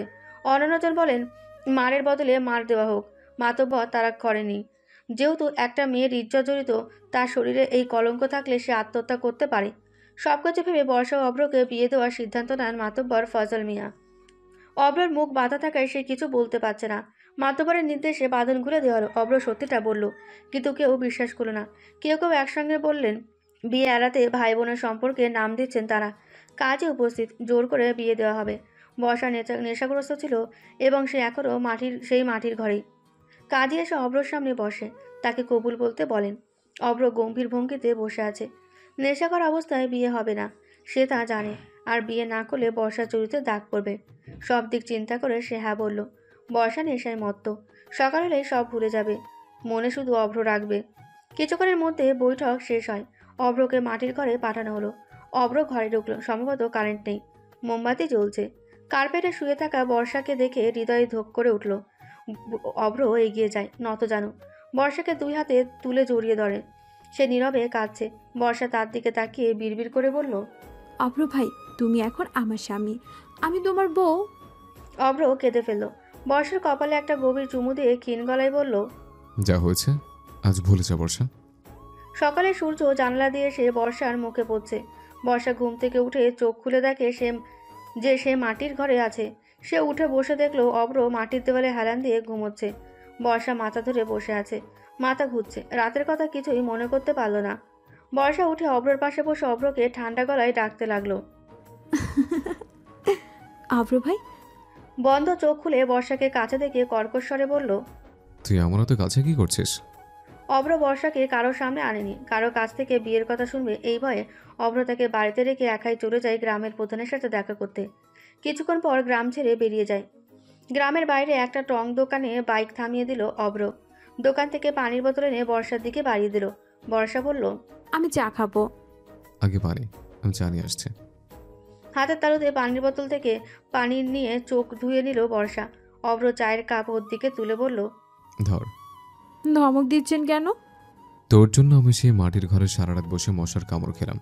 ধমকাবো না তো কি করবো? কে বলেছে একা একা বাইরে ঘোরাঘুরি করতে? শুকরিয়া আদায় করুন অব্র ভাই, আপনি চোর বলে মার খাননি। অব্র হাসলো, বিড়বিড় করে বলল, পাগলি। বর্ষা চায়ে চুমুক দিয়ে হঠাৎ বলল, অব্র ভাই জানো, আমার ইচ্ছে পূরণ হয়েছে। অব্র তাকালো, জানতে চেয়ে বলল, কি? বর্ষা একটা দীর্ঘ নিঃশ্বাস ফেলল। চারপাশে তাকিয়ে বলল, সকালের সময় টং দোকানে বসে চা খাওয়া। অব্র হতভম্ব হয়ে যায়, মৃদু স্বরে বলল, এটা কেমন ইচ্ছে? কেন, এটা স্বপ্ন বা ইচ্ছে হতে পারে না? আমরা মেয়েরা আমাদের মনে এই ছোট ছোট ইচ্ছেগুলোকে যত্ন করে রাখি। বাড়ি ফিরে আরেকটি সমস্যার সম্মুখীন হতে হলো। বর্ষার ওপর তার বাবা রাগান্বিত। পাপিয়া বেগম কাঁদছেন। অব্র তার বুদ্ধি দিয়ে বিষয়টি সমাধান করে। নূর ইসলাম গম্ভীর হয়ে বসে আছেন। বর্ষাকে বারণ করে ফের একা একা বের না হওয়ার জন্য। স্নান সেরে কিছুক্ষণের মধ্যে বেরিয়ে এলো বর্ষা। কলেজে যেতে হবে, হাতে বেশি সময় নেই। পুরোপুরি প্রস্তুত হয়ে নেমে আসে। বড়দের সঙ্গে খেতে বসলো। অব্র নেই। বর্ষা জিজ্ঞেস করলো, মা কোথায় অব্র ভাই? সারা জেগেছিল, তাই এখন ঘুমাচ্ছে। বর্ষা আর রিমা একসঙ্গে বেরিয়ে গেল। বর্ষা হাঁটতে হাঁটতে রাস্তায় ছোট ইটের কোণা এবং খালি বোতলগুলোকে লাথি মারে। বর্ষা ওদের লাথি মেরে মজা নিচ্ছে। রিমা ঘড়ির দিকে তাকিয়ে আছে, হম্বিতম্বি করে বলল, তাড়াতাড়ি পা চালা, বেশি সময় নেই। ক্যাম্পাসে বসে বন্ধুদের সাথে গল্প করছে। হঠাৎ অহিতা বলল, কে সেই ছেলে? নতুন মনে হচ্ছে। অহিতার কথা শুনে সবাই ফিরে তাকালো। একটা ছেলে গাড়ি থেকে নামছে। বর্ষা ভ্রুকুটি করলো, সন্দেহের সাথে বলল, কলেজে আগে দেখিনি। পরিচালক স্যারের ছেলে নিভিয়ান। আজ কলেজে আসছে কেন? আগে কখনো আসেনি। সে আজকাল প্রায়ই আসে, তোরা দেখতে পাস না। নিভিয়ান এসে বর্ষার উদ্দেশ্যে বলল। আমি কি বুঝতে পারি? বর্ষা কিছু বলল না। নিভিয়ান বলল, এক্সকিউজ মি। হালকা এসে বললেন মাহিরা। হ্যাঁ বসুন। ঘাসে বসবেন? আমি কাউকে একটা চেয়ার আনতে বলছি। নিভিয়ান বলল, তারপর বলল, চেয়ার লাগবে না, তোমরা ঘাসের উপরে বসে আসো। নিভিয়ান বর্ষার দিকে তাকালো, তারপর ক্ষীণস্বরে বলল, আমি তোমাকে অনেক দিন ধরে খুঁজেছি। আমি যেদিন কলেজে আসি সেদিন তুমি আসো না, তাই এতদিন দেখা হয়নি। বর্ষা তাকালো, জিজ্ঞাসা করলো, আপনি খুঁজছেন কেন? তোমাকে এক ঝলক দেখে হৃদয় তৃষ্ণা মেটাতে। বর্ষা চোখ সরু করে ফেললো। অয়তা অনবরত কাশি দিতে লাগলো। নিভিয়ান মাথা নিচু করে হাসলো। সে মাথা তুলে স্বচ্ছ কণ্ঠে বলল, আমি তোমাকে বিয়ে করতে চাই, কারণ আমি তোমাকে বড্ড ভালোবাসি। বর্ষা হতবিহ্বল দৃষ্টিতে তাকিয়ে। 3টে বাজে। কলেজ থেকে সোজা বাসায় চলে এলো ওরা। মেজাজ খুব খারাপ হয়। হঠাৎ এসে বলল, আমি তোমাকে ভালোবাসি। ভালোবাসা হয়ে গেল। বর্ষা রুমে চলে গেল। বিছানার উপর বাক্স দেখে সেদিকে এগিয়ে যাচ্ছে। বাক্সটা হাতে নিল বর্ষা। একটি সাদা শাড়ি এবং কিছু গহনা এবং চুড়ি, একটা চিরকুট। অব্র ভাই না তিন্নি আপুর হাতে লেখা। তিনি লিখেছেন, আমি জানি না তুই সাদা রঙে কি পেয়েছিস, তবে সাদা শাড়িতে তোকে খুব সুন্দর লাগে। এবার পরীর মতো সাজিয়ে নিচে নেমে আয়। বাড়িতে কেউ নেই। বাড়ির গেটের সামনে একটা গাড়ি তোর জন্য অপেক্ষা করছে। দেরি করবি না, তাড়াতাড়ি তৈরি হতে শুরু কর। আর রিমাকে সঙ্গে আনতে ভুলবি না। স্নান করে ভেজা চুল শুকিয়েছে। শাড়ি পরার পর দুমুঠো কাচের চুড়ি পরে নিল। বর্ষা আর রিমা বাসা থেকে বের হয়ে গেটে এলো। অব্র গাড়ির দরজায় হেলান দিয়ে আছে। পরে নেভি ব্লু টি শার্ট আর কালো জিন্স, গাঢ় অ্যাশ কালারের লেদার জ্যাকেট, নীল ও অ্যাশ কম্বিনেশনে কেস, কপালে লম্বা চুল এসে পড়েছে। অব্রকে অসম্ভব সুন্দর লাগছে। বর্ষা তার দিকে মুগ্ধ চোখে তাকিয়েছে, কিন্তু অনেক চেষ্টা করেও চোখ ফেরাতে পারছে না। অব্র এক হাত দিয়ে তার চুল পেছনে ঠেলে দিল। গাড়ির দরজা খুলে বলল, তাড়াতাড়ি ওঠ, সময় কম। পেছনে বসে আছে রিমা। বর্ষা অব্রর দিকে তাকিয়ে মুচকে এসে বলল, অব্র ভাই, আমরা কোথায় যাচ্ছি? গাজীপুর জেলার কালিয়াকুর মকসবেলে একটি দ্বীপ তৈরি করা হয়েছে, যাকে বলা হয় মনপুরা দ্বীপ। সেখানে যাচ্ছে। সবাই সেখানে আছে? হ্যাঁ। এই বৃষ্টি আবার এই রোদে ঝকমক করছে আকাশ। খাড়া রাস্তা দিয়ে গাড়ি চলছে। খাল ধরে সামনে এগিয়ে এসে দেখা মিলল সারি সারি গ্রাম ও জেলেদের মাছ ধরা দৃশ্য। বিলের মাঝে ঢেউ তুলে যাচ্ছে ছোট বড় ট্রলার ও ডিঙি নৌকা। তাদের সঙ্গে পাল্লা দিয়ে স্রোতে ভাসছে কচুরিপানা। জানালা দিয়ে বিলের জলরাশির দিকে তাকালো বর্ষা। স্বচ্ছ নীল দেখাচ্ছে জল। পরিবারের সবাই ইতিমধ্যে দ্বীপে উপস্থিত। দ্বীপে পৌঁছানোর পর তাদের খুঁজে বের করে সেখানে যায়। সবাই একটা কটেজে বসে আছে। সন্ধ্যা ঘনিয়ে এলো। দিগন্ত থেকে ঠান্ডা বাতাস বইছে। সবাই মোটা কাপড় পরা। বর্ষার শীতে একটু কাঁপছে। অভ্র লক্ষ্য করলো। শরীর থেকে জ্যাকেটটা করে বর্ষার কাছে রাখলো। সবার থেকে দূরে শুকনো কাঠ দিয়ে আগুন জ্বালানো হয়। আগুন জ্বালায় অপূর্ব, নাহিদ ওরা একটা বৃত্তাকারে সেখানে বসলো। আজ বর্ষার জন্মদিন এবং সে ভুলে গিয়েছিল। সবার উপস্থিতিতে কেক কাটা হয়। নাহিদ তার গাড়িতে গিটার নিয়ে এসেছে। অভ্রর কণ্ঠ খুব ভালো, সে খুব ভালো গায়। অপূর্ব নাহিদ একটা গান ধরতে অনুরোধ করলো। অমনি আর তিন্নি এসে বসলো। অভ্র গিটার দেখে বলল, তোরা কি প্রস্তুতি নিয়ে আসছিস? যেহেতু সুযোগ এসেছে, হাতছাড়া করবো কেন? বর্ষা হাঁটুতে মুখ চেপে বসেছে। তার চোখ অভ্রর দিকে স্থির। গিটারের সুরে গান গাইতে শুরু করে অভ্র। যদি মন কাঁদে তুমি চলে এসো, চলে এসো এক বর্ষায়। এসো ঝড়ো ঝড়ো বৃষ্টিতে, জল ভরা দৃষ্টিতে। এসো কমলে শ্যামলে ছায়, চলে এসো এক বর্ষায়। যদিও তখন আকাশ থাকবে বৈরী, কদমগুচ্ছ হাতে নিয়ে আমি তৈরি। উতল আকাশ মেঘে মেঘে হবে কালো, ঝলকে ঝলকে নাচিবে বজডি আলো। তুমি চলে এসো, চলে এসো এক বর্ষায়। নামিবে আধার বেলা ফুরাবের পরে, মেঘমল্লার বৃষ্টিরও মনে মনে। কদমগুচ্ছ খোপা জড়াই নিয়ে, জলভরা মাঠে নাচবে তোমায় নিয়ে। চলে এসো, তুমি চলে এসো এক বর্ষায়। সবাই মুগ্ধ হয়ে গান শুনল। শান্ত মনোরম পরিবেশ, ঠান্ডা হাওয়া। সামনে আগুন জ্বলছে। আগুনের লাল হলুদ আলোয় অভ্রর মুখটা স্নিগ্ধ লাগছে। গানটি বর্ষার হৃদয়ে ছুঁয়ে গেল, কিন্তু গানের পেছনের অর্থ বুঝতে পারেনি। বাসায় ফিরে রাত 9টা বাজে। বর্ষা তার ঘরে আয়নার সামনে দাঁড়িয়ে আছে। তার প্রতিবিম্বের উদ্দেশ্য কড়া গলায় জিজ্ঞেস করলো, ভালোবাসা এত লুকোচুরি কেন? বলা যায় না মুখোমুখি দাঁড়িয়ে? নিভিয়ানের মতো সাহস না থাকলে ইউরোপে পড়ে লাভ কি? বালিশের সাদা খাম দেখে বর্ষা ভ্রুকুটি করলো। সে এগিয়ে গিয়ে খামটা হাতে নিল। নতুন নোট। সে বিভ্রান্ত হয়ে বসে রইল, যেন এক লাইনে সব কষ্ট লিখে ফেলেছে অভ্র। তোমার বিরহে আমার বুকে ব্যথা হয়। চারিদিক অন্ধকার, চোখে একটু তন্দ্রা। হাতে একটা চিরকুট নিয়ে বারান্দায় এলো বর্ষা। ক্লান্ত শরীর বিশ্রাম নিতে চায়। মন উকি দেয় পাশের বারান্দায় অন্ধকার ঘরে। জ্যোৎস্না আকাশে আচ্ছন্ন। চাঁদনি রাতে নীরব আকাশে জ্যোৎস্না মেলায় ভরা চাঁদ। বর্ষা রুমে এলো, বিছানায় শুয়ে আছে। বিড়বিড় করে বলল, অভ্র ভাই আর কত? ঠোঁটে হাসি নিয়ে বুকে বিষাদ পুষবেন। সকাল 9টা বাজে। মতি বাজার থেকে কিছু ইলিশ মাছ নিয়ে এসেছে। মাছ কাটতে বসেছেন আসিফা বেগম ও পাপিয়া বেগম।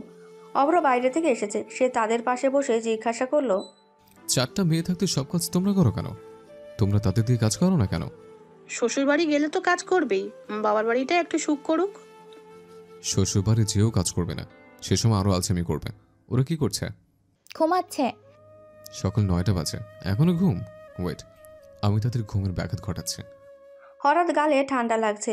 বর্ষা চোখ খুলে অবাক হয়ে জোরে চিৎকার করতে লাগলো। ইলিশ মাছ হাতে নিয়ে অভ্রর পেছনে ছুটল সে।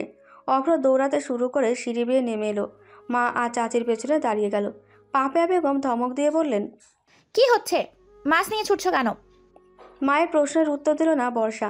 আসিফা বেগম তাকে উদ্দেশ্য করে বলল, বড় আম্মু, অভ্র ভাইকে কিছু বলবা, আমি ঘুমাচ্ছিলাম, সে আমার মুখে ইলিশ মাছ ধরে রাখছিল। ছেলের দিকে তাকালেন আসিফা বেগম। সে জোরে বললেন, অভ্র।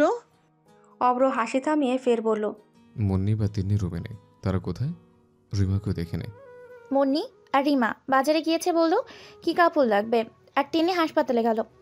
আজ শুক্রবার সকাল 9 থেকে বিকাল 5টা পর্যন্ত হাসপাতালে থাকবে। শুক্রবারে রোগীদের ভিড় একটু বেশিই থাকে। মাথায় হাত বুলিয়ে বলল অভ্র। হ্যাঁ, ভুলে গেছে। এই মাছ দিয়ে কি করব? আমাকে দে, দুপুরে ভাজবো। মাছটি আসিফা বেগমের হাতে তুলে দিয়ে ক্ষোভে ফেটে পড়ে বর্ষা হনহন করে চলে গেল। দুপুরের পর নূর ইসলামের মেয়ে নুরুন্নাহার বিয়ের প্রস্তাবের কথা তুললেন। পাত্র বর্ষাকে খুব পছন্দ করে। নূর ইসলাম ভ্রুকুটি করলেন।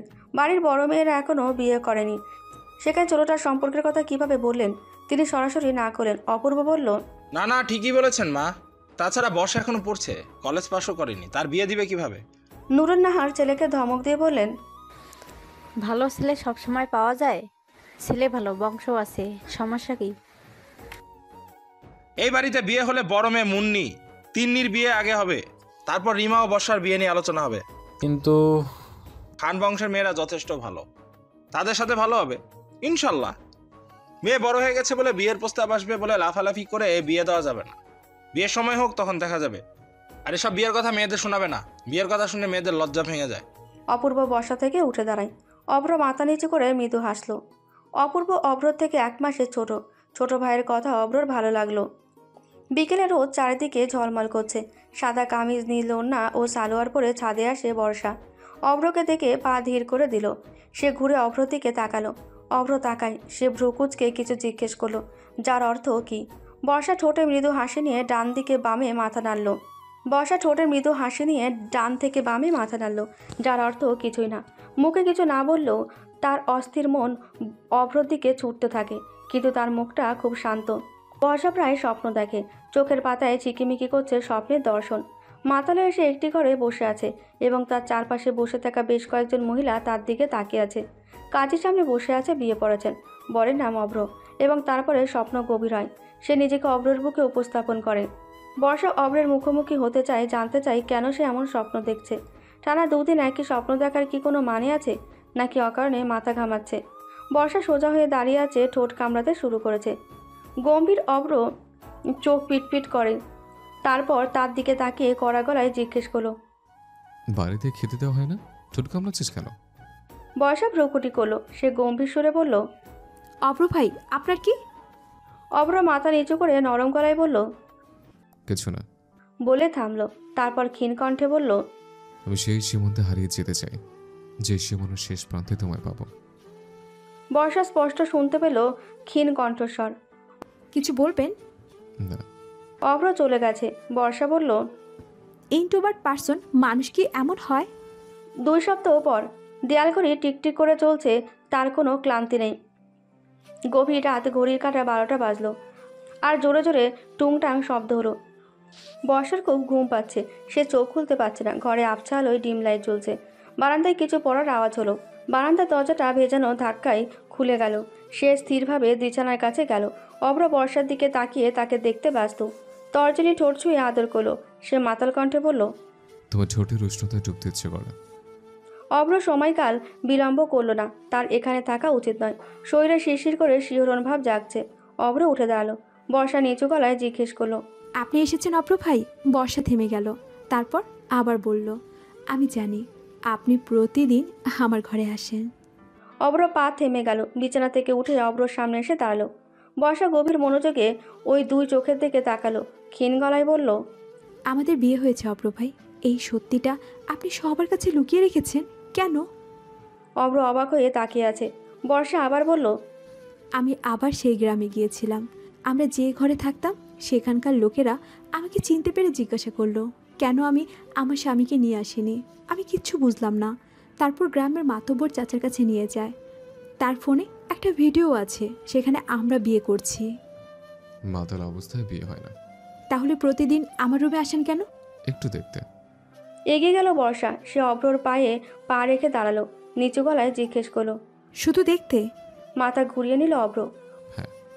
বর্ষা অব্রর গালে হাত রেখে বলল, আপনি নেশা করছেন অব্র ভাই? একটু, বন্ধুর খাচ্ছিল। বর্ষা অব্রকে জড়িয়ে ধরলো। অব্র তাকে দূরে ঠেলে দেওয়ার চেষ্টা করে। বর্ষা দুর্বল গলায় বলল, কেন বলতে পারেন না ভালোবাসি? অব্র ওর কোমর জড়িয়ে ধরলো। কাঁধে থুতনি রেখে বলল, ভালোবাসা যা ছুঁয়ে দিলেই ম্লান হয়ে যায়। বজ্রপাতের শব্দ কানে এলো এবং মুষলধারে বৃষ্টি শুরু হলো। বর্ষার সাথে সাথে অব্রর বুকে মুখ লুকালো। অব্র তার মাথায় হাত রাখে এবং তার মুখ উপরে তুলে ধীরে ধীরে তার ঠোঁট স্পর্শ করে। অব্র তার নরম ঠোঁটে গভীরভাবে চুমু খেলো। অব্র তার কানের কাছে ঠোঁট তুলে প্রফুল্ল হাসি দিয়ে ফিসফিস করে বলল, প্রণয় চলবে হানি? বর্ষার বুকে মুখ লুকিয়ে রেখে বলল, একটা ছোট চড়ুই অনেকক্ষণ খোলা আকাশে উড়ে বেড়াচ্ছে। অব্রর ঘরে যাওয়ার জন্য বারান্দার দরজা খোলা।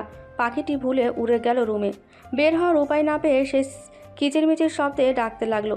সিলিং ফ্যান নেই, এসির তাপমাত্রা খুবই কম। অব্র তন্দ্রাচ্ছন্ন চোখে উঠে বসলো। বিছানার পাশে সুইচ বোর্ডটা চেপে ঘরের লাইট জ্বালিয়ে দিল। ছাদের চারপাশে উঠতে থাকা পাখিটি একসময় নিচে নেমে আসে। দেওয়াল ঘেঁষে দাঁড়ালো। অব্রকে দেখে বুকটা কেঁপে উঠছে তার। অব্র মৃদু হাসলো। বিছানা থেকে উঠে পাখিটিকে ধরলো। দুই হাতে পাখি নিয়ে বারান্দায় এলো। তারপর ছেড়ে দেওয়া হয় খোলা আকাশে। উড়তে উড়তে পাখিটি একবার ফিরে তাকালো। অব্র ভ্রুকুচকে মেঝের দিকে তাকালো। কাল রাতে কি বৃষ্টি হয়েছিল? সেভাবে ভ্রুকুটি করলো। বারান্দার মেঝে ভেজা। অব্র পাশের বারান্দার দিকে তাকিয়ে দেখলো দরজা বন্ধ। ব্যাপারটা ও ততটা গায়ে মাখলো না। রুমে ফিরে এলো। হলুদ টি শার্ট পরে আয়নার সামনে দাঁড়ালো। বিছানায় ফোন প্রাইভেট করা বাজছে। একটি বিদেশি নম্বর স্ক্রিনে ঝলকাচ্ছে। অব্র ফোন রিসিভ করলো। সে দৃঢ় এবং গম্ভীর গলায় জিজ্ঞাসা করলো, কি হলো আবার? ফোনের ওপাশে দিশেহারা লোকটি ইংরেজিতে বললেন, আমাদের 4 জন লোককে ওরা নির্মমভাবে মেরেছে বস। আমরা কি করব? আমি কিছুই বুঝতে পারছি না। আপনি জরুরি ফ্লাইটে আসুন। তুমি জি গ্রুপে থাকো, যত তাড়াতাড়ি সম্ভব আসার ব্যবস্থা করছে। অব্র কল কেটে দিল।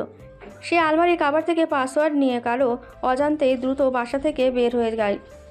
মায়ের চিৎকারে জেগে ওঠে বর্ষা। সে বন্ধ দরজার ওপাশ থেকে চিৎকার করে। বর্ষা চোখ খুলে চারিদিকে তাকালো। স্পষ্ট কণ্ঠে বলল, অপেক্ষার ডেকো না, আমি উঠে গেছি। শরীর নিয়ে বিছানা থেকে উঠতে পারছে না। শরীর ব্যথা। হঠাৎ এমন ব্যথার কারণ ঘুম কাটেনি। গামছাটা কাঁধে নিয়ে বাথরুমে গেল। শরীরে পানির ছিটা পড়তে সে ছিটকে উঠল। খুব জ্বলছে শরীর। সে তার জামা একটু নামিয়ে ফেলল এবং নখ ও কামড়ের চিহ্ন দেখতে পেল। তার ফর্সা শরীরে কিছু অংশ লাল হয়ে গেছে।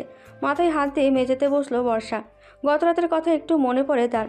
ভেজা শরীর নিয়ে বাথরুম থেকে বেরিয়ে রুমে চলে গেল। ঘরটা খালি। অব্র রাত্রে তার রুমে ছিল। তাহলে এখন কোথায়? বারান্দার দরজার দিকে এগিয়ে গেল। ভেজা দরজা। অব্র কখন রাতে গেল সে খেয়াল করেনি। বর্ষা বাথরুমে ফিরে গেল। তারপর দাঁত কিরমির করে এবং জ্বলন্ত সংবেদন সহ্য করে গোসল করলো। বর্ষা আয়নার সামনে দাঁড়িয়ে ঠোঁটের দিকে তাকালো। নিচের ঠোঁট ফুলে গেছে এবং সামান্য কাটা। দীর্ঘ নিঃশ্বাস ফেলে চুপচাপ বসে রইল। বিছানার এক কোণে অব্র শার্ট পরে আছে। ওটা তুলে নিয়ে আলমারিতে রাখলো। ঘন ঘন নিঃশ্বাস নিয়ে মনকে শান্ত করে ঘর থেকে বেরিয়ে গেল। সকালবেলা সবাই তাদের কাছে ব্যস্ত। বর্ষাকে কেউ খেয়াল করেনি। সে একটা গভীর শ্বাস নিল। দিন শেষ হয়ে রাত আসে। অব্রর খোঁজ পাওয়া গেল না। 2 মাস হয় দেশে এসেছে। আগে এমনটা করেনি। বাড়ির সবাই তাকে নিয়ে চিন্তিত। ফোন বন্ধ। এলাকার ছেলেপুলের মাধ্যমে অনুসন্ধান করা হয়। তারা কেউই খোঁজ দিতে পারেনি। রাত তখন 10টা।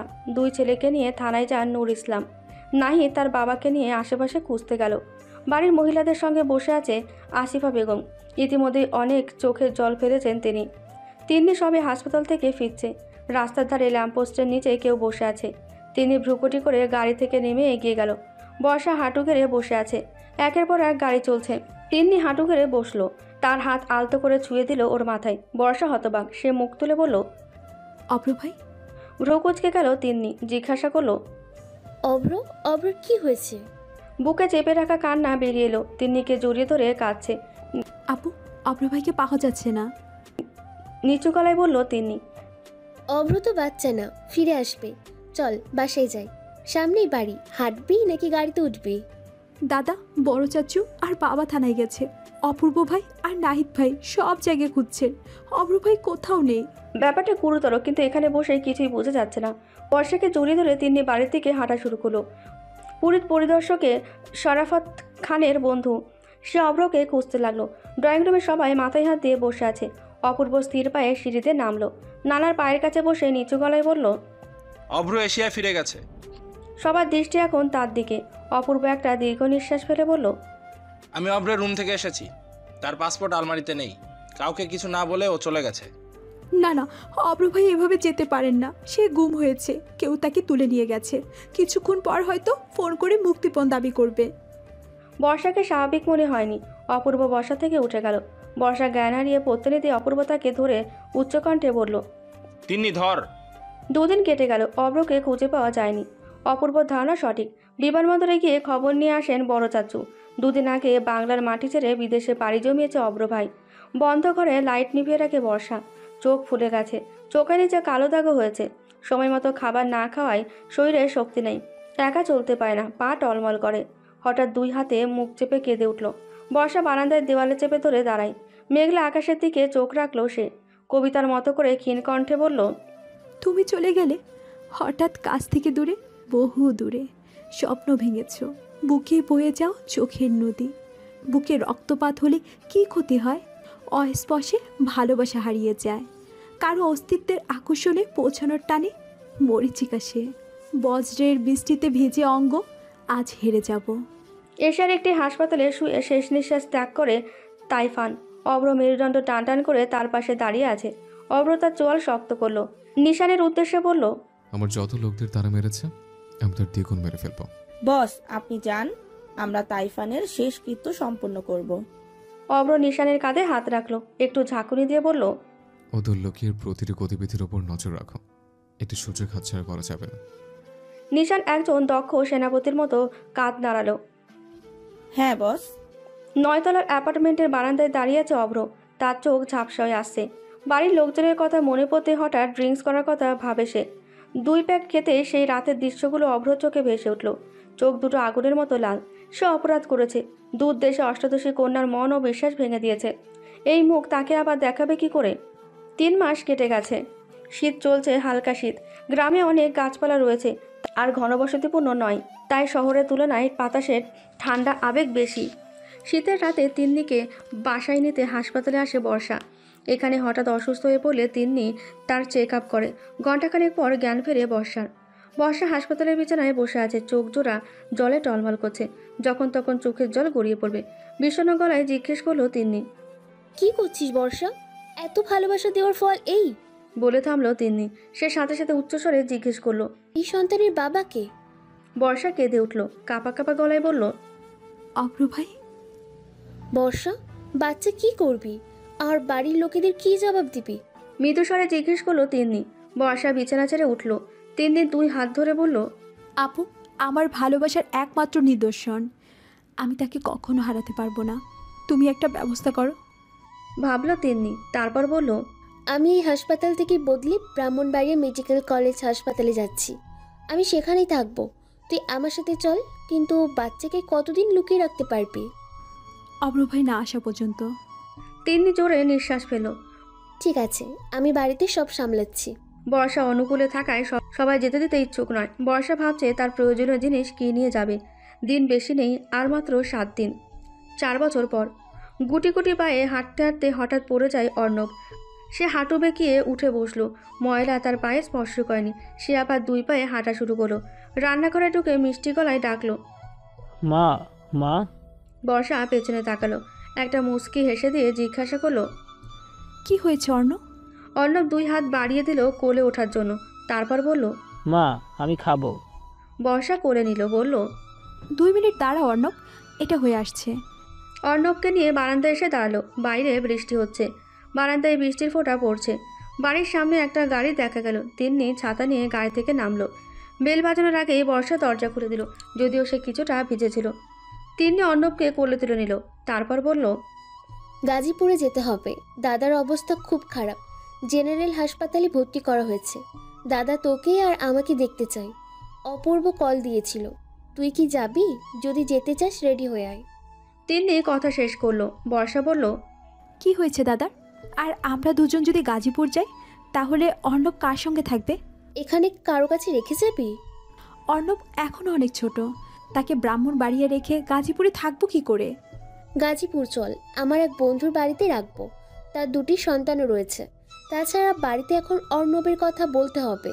অভ্র ফিরে আসবে বলে মনে হয় না। কেন অভ্রর জন্য ওর পুরো শৈশব নষ্ট করছিস? অর্ণবের অধিকার আছে তার সকল দাদা দাদি এবং খালা এবং চাচাদের দ্বারা ভালোবাসা পাওয়ার। তাছাড়া আমার বিয়ের কথাও বলা বলি হচ্ছে। ওখানকার পরিস্থিতি আগে দেখব, বলার মতো পরিস্থিতি থাকলে বলবো। তিন্নি বর্ষার মাথায় হাত বুলিয়ে বলল, এখন রেডি হ। আমি তাদের কাছে যাব। তিন্নির বন্ধু দেশে নেই, স্বামী সন্তান নিয়ে চলে গেছে বাইরের এক দেশে। অনেকদিন যোগাযোগ না থাকায় তিন্নি তা জানতো না। বর্ষা তিন্নির উদ্দেশ্যে বলল, আপু তুমি হাসপাতালে যাও, আমি অর্ণবকে ওহিতার বাড়িতে রেখে সোজা হসপিটালে চলে আসব। তুই আসতে পারবি তো? আমি কি তোর সাথে আসবো? আমি পারবো আপু, তুমি যাও। নূর ইসলাম মোটামুটি সুস্থ। তার গলায় একটি ছোট অপারেশন করা হয়েছে। অপূর্ব ছোট্ট অপারেশনকে বাড়িয়ে বলেছে, কারণ বাড়ির সবাই চেয়েছিল বর্ষা বাড়িতে আসুক। সেই যে মেয়েটি গেল আর গাজীপুরে আসেনি। কখনো কখনো ভিডিও কলে কথা বলতো, কিন্তু সেটি 1 মিনিটের বেশি হতো না। অপূর্বর উপর রেগে গেল তিন্নি। বেচারার উপর রাগ করিস না। হঠাৎ একজন পুরুষের মৃদু কণ্ঠস্বর শুনে তিন্নি স্তম্ভিত হয়ে গেল। নিঃশ্বাস ভারী হয়ে উঠল। সে ফিরে তাকালো অভ্রর দিকে। তিনি বাড়ির সবার কাছ থেকে বিস্তারিত শুনল। অভ্র কাল রাতে দেশে আসছে, আর সেই দাদা নূর ইসলামকে গলার অপারেশনের জন্য বুঝিয়ে হাসপাতালে নিয়ে আসে। চাপা গলায় বলল তিন্নি, আমি একটা ফোন করব। সবার থেকে একটু দূরে চলে গেল তিন্নি। বর্ষাকে কল দিল। পুর থেকে রতনপুর যাওয়ার রাস্তায় দাঁড়িয়ে আছে বর্ষা। অহিতা তার সামনে দাঁড়িয়ে আছে। অর্ণবকে অহিতার কোলে তুলে দেওয়া হলো। তারপর বর্ষা কিছু একটা বলে তাড়াহুড়ো করে রাস্তা পার হতে শুরু করলো। তারপর হঠাৎ কল এসে ফোনটা বেজে উঠল। তিন্নি কল দিয়েছে, সে হাসপাতালে গেছে। জরুরি ভেবে কল রিসিভ করে সে। বর্ষা, অভ্র আসছে। রাস্তার ঠিক মাঝখানে দাঁড়িয়ে আছে বর্ষা। তারপর হঠাৎ একটি গাড়ি ধাক্কা মারে। বাজারের জামে মসজিদটির সামনে নিথর হয়ে পড়ে আছে। রাস্তায় ভিড় জমল। ফোনে সবার কথা শুনে তিন্নি ছুটে এলো। পরিবারের সদস্যরাও সঙ্গে রয়েছে। রাস্তার লোকজন জানান যে মেয়েটির সদ্য দুর্ঘটনা হয়েছে, তাকে টানা হাসপাতালে নিয়ে যাওয়া হয়েছে। বর্ষা জরুরি ওয়ার্ডে আছে। মাথায় ও হাতে আঘাত লেগেছে এবং অন্য কোনো ক্ষতি হয়নি। বর্ষা বিছানায় বসে আছে। তিন্নি একজন ডাক্তার, তাই সে নিজেও একবার চেক আপ করলো। বাড়ির সবাই বর্ষাকে জড়িয়ে ধরে কাঁদতে থাকে। দরজার সামনে দাঁড়িয়ে আছে অভ্র। বর্ষার সামনে দাঁড়ানোর সাহস নেই তার। অহিতা হাসপাতালের বাইরে আছে এবং অর্ণবকে কাঁদতে দেখে ভেতরে যায়। বাচ্চার কণ্ঠ শুনে সবাই দরজার দিকে তাকালো। 3 বছরের একটা ছেলে মামা বলে দৌড়াচ্ছে। বিছানাটা অনেক উঁচু, অর্ণব উঠতে পারে না। তিন্নি অর্ণবকে বিছানায় উঠিয়ে দিল। ছোট্ট অর্ণব মায়ের বুকে আঁকড়ে ধরে। সবার মনেই প্রশ্ন জাগে। পাপিয়া বেগম বলেন, এই ছেলেটাকে আমার মেয়েকে মা ডাকছে কেন? তিন্নি আলতো করে চাচির কাঁধে হাত রাখলো। নরম গলায় বলল, তার নাম অর্ণব, সে বর্ষার ছেলে চাচি। তারা অবিশ্বাসের চোখে তাকালো। সবার প্রশ্ন, বাবাকে? বর্ষার বাবা শাহরিয়ার খান বললেন, বর্ষা কবে বিয়ে করছো আর এই ছেলের বাবাকে? অভ্র আওয়াজ তুলল, স্পষ্টভাবে বলল, আমি। সবার গম্ভীর মুখ মুহূর্তেই নরম হয়ে গেল। অভ্র এগিয়ে এলো। বর্ষার চোখ ছলছল করছে। অর্ণবকে প্রথমবারের মতো তার বাবা কোলে নিল। বুকের সাথে মিশে যায় অর্ণব, যেন আকাশ এসে মিশে গেল মাটির সাথে। অভ্রের চোখ ভিজে গেছে। সে একবার বর্ষার দিকে তাকালো। অভ্র খাটের একপাশে ছোট্ট একটু জায়গায় বসলো। অভ্রের চোখের কার্নিশ থেকে 1 ফোঁটা জল পড়ল এবং সে বর্ষাকে জড়িয়ে ধরল। মাথায় হাত বুলিয়ে নরম গলায় বলল, আই এম সরি, আমি তোমাকে ছেড়ে চলে গেছি, আর যাব না। দূর আকাশে চাঁদ জ্বলে, জ্যোৎস্না রাতকে আলোকিত করে। ছাদে যাওয়ার পথে বাতি জ্বালিয়েছে বর্ষা।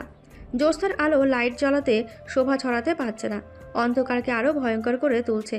নিস্তব্ধত পায়ে হেঁটে এলো অভ্র। ডান পাশে দাঁড়িয়ে বলল, হানি। তার হৃদয় কেঁপে উঠল। ইচ্ছে না করলেই একবার শরীর কেঁপে উঠল। বর্ষা তাকালো। অভ্র বলল, আমার পেছনে অনেক শত্রু ছিল, তাতে সবাইকে শাস্তি দিতে এবং ফিরে আসতে 4 বছর লেগেছে। কিন্তু বিশ্বাস করো, আমি জানতাম না আমাদের একটা অর্ণব আছে। তুমি আমার জন্য কত কষ্ট সহ্য করেছো। বর্ষা তার তর্জনীটা অভ্র ঠোঁটে রাখলো এবং তার 2 পায়ে ভর দিয়ে দাঁড়ালো। কানের লতিতে ঠোঁট ছুঁয়ে নেশালো কণ্ঠে বলল, অভ্র ভাই, আপনার জন্য অপেক্ষা করতে আমার কোনো সমস্যা নেই। আমি সারা জীবন অপেক্ষা করতে পারি। অভ্র অবাক চোখে তাকিয়ে আছে বর্ষার দিকে, তারপর বুকে জড়িয়ে ধরে। অভ্র ওর কপালে চুমু খেয়ে তারপর ওর ঠোঁটে চুমু খেতে লাগলো। বর্ষা অভ্রর বুকের বাঁ পাশে হাত রাখলো, বাধা দিয়ে বলল, অর্ণব চলে আসবে। অভ্র ওকে জড়িয়ে ধরে আদরের সুরে বলল, কেউ আসবে না, আমি দরজায় ছিটকেনে দিয়ে আসছি। বর্ষার সাথে সাথে কয়েকটা কিল ঘুষি মারল অভ্র শক্ত বুকে। নরম গলায় বলল, বর্বর। অভ্র জোরে হেসে বর্ষাকে শক্ত করে জড়িয়ে ধরল।